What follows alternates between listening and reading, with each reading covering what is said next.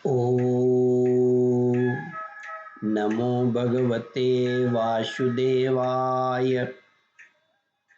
श्रद्धालु भक्तों, श्रीमद् भागवत महापुराण के चतुर्थ स्कंद के चौथा अध्याय के अंतर्गत सती का अग्नि प्रवेश का वर्णन है। इसके पूर्व जहाँ तक आप कथा श्रवण कर चुके हैं उसके आगे का प्रस्तुतिकरण करता हूँ। श्री मैत्रेय जी कहते हैं, कामादि शत्रुओं को जीतने वाले विदुर जी उस यज्ञ मंडप में दक्ष से इस प्रकार कह देवी सती मौन होकर उत्तर दिशा में भूमि पर बैठ गईं। उन्होंने आचमन करके पीला वस्त्र ओढ़ लिया तथा आंखें मूंदकर शरीर छोड़ने के लिए योग मार्ग में स्थित हो गईं। उन्होंने आसन को स्थिर कर प्राणायाम द्वारा प्राण और अपान को एक रूप करके नाभि चक्र में स्थित किया। फिर उदान वायु को नाभि चक्र से ऊपर उठाकर धीरे धीरे बुद्धि के साथ हृदय में स्थापित किया।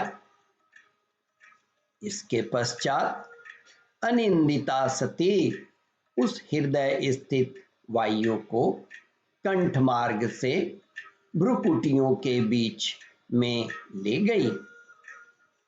इस प्रकार जिस शरीर को महापुरुषों के भी पूजनीय भगवान शंकर ने कई बार बड़े आदर से अपनी गोद में बैठाया था,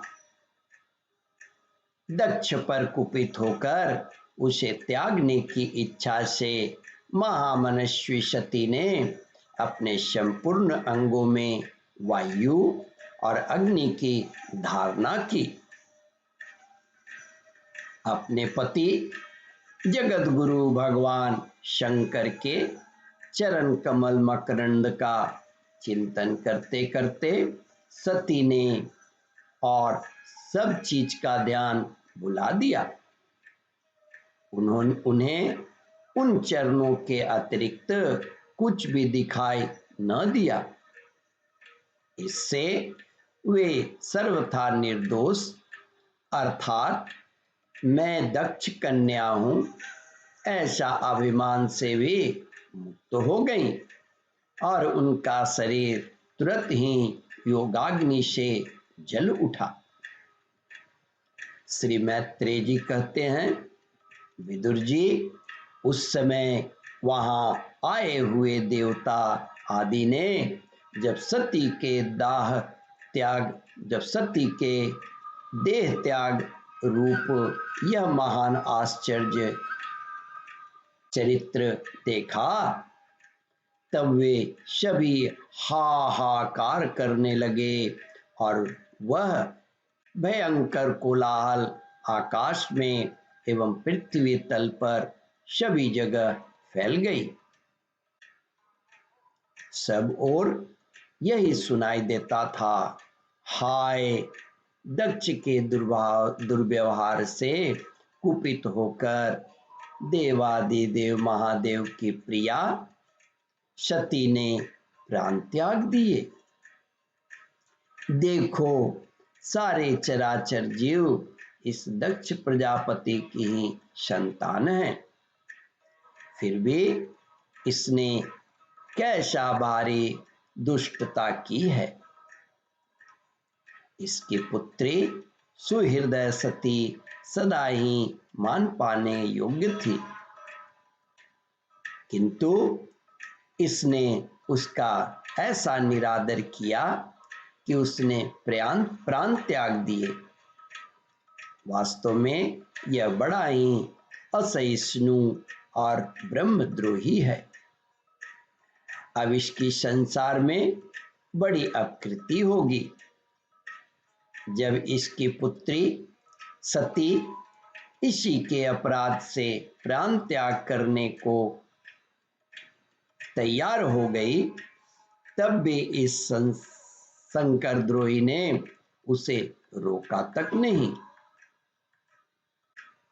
श्री मैत्रेय जी कहते हैं, विदुर जी, जिस समय सब लोग ऐसा कह रहे थे, उसी समय शिव जी के पार्षद सती का यह अद्भुत प्राण त्याग देख अस्त्र शस्त्र लेकर दक्ष को मारने के लिए उठ खड़े हुए। उनके आक्रमण का वेग देखकर भगवान भृगु ने यज्ञ में विघ्न डालने वालों का नाश करने के लिए अप हतम रक्ष इत्यादि मंत्र का उच्चारण करते हुए दक्षिणाग्नि में आहुति दी। अध्वर्यु भृगु ने जो ही आहुति छोड़ी कि यज्ञ कुंड से ऋभु नाम के हजारों तेजस्वी देवता प्रकट हो गए। उन्होंने अपनी तपस्या के प्रभाव से चंद्रलोक प्राप्त किया था। उन ब्रह्म तेज संपन्न देवताओं ने जलती हुई लकड़ियों से आक्रमण किया तो समस्त गुह्यक और प्रमथगण इधर उधर भाग गए। ओम परमात्मने नमः। श्रद्धालु भक्तों, इस कथा को ध्यान पूर्वक श्रवण मनन और इसका चिंतन करें। इस कथामृत का रसास्वादन अपने बंधु बांधवों को भी करावें। इस वीडियो को शेयर और सब्सक्राइब करें। ओम परमात्मने नमः। श्रद्धालु भक्तों, यहाँ पर चौथा अध्याय समाप्त होता है। इसके आगे 5वां अध्याय प्रारंभ करूंगा। ओम नमो भगवते वासुदेवाय।